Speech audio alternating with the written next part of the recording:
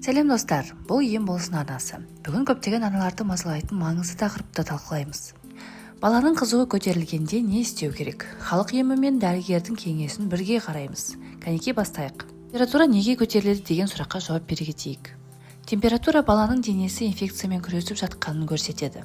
Денесі қызу көтеріп микробтарды өлтіреді. Бұл қалыпты процесс болып саналады. Бірақ ата-ана не істейтінін нақты білу керек. Екінші сұрақ, қай температурада қауіп бар? 37-38 градус жеңіл қызу, көбіне уайымдаудың қажеті жоқ.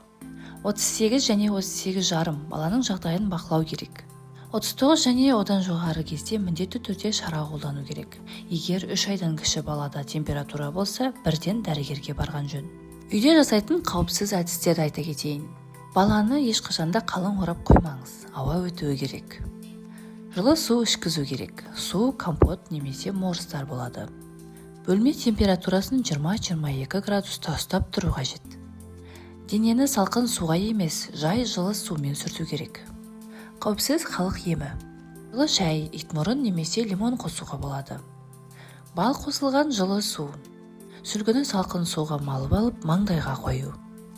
Алма, банан, сұйық сорпа денені жеңілдетеді. Маңызы айта кететін жайт, сірке суы спиртпен сүрту мүлде болмайды, ол өте зиян. Ыстық шай, қалың орау қызуды одан сайын көтереді. Балаға қашан дәрі берген дұрыс? Егер температура 38-5 градустан жоғары болса, немесе бала қатты шаршап ұйықтай беретін болса, парацетамол немесе ибуфен берген дұрыс. Дәріні жасына қарай дозасымен бересіздер.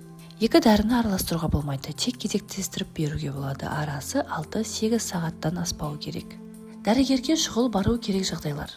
Температура 3 күннен көп түспесе, баланың денесі құрысып қалса, тынысы ауырласа немесе терлеу тоқтаса, үздіксіз жыласа немесе мүлде реакция бермеген жағдайда шұғыл түрде дәрігерге бару қажет.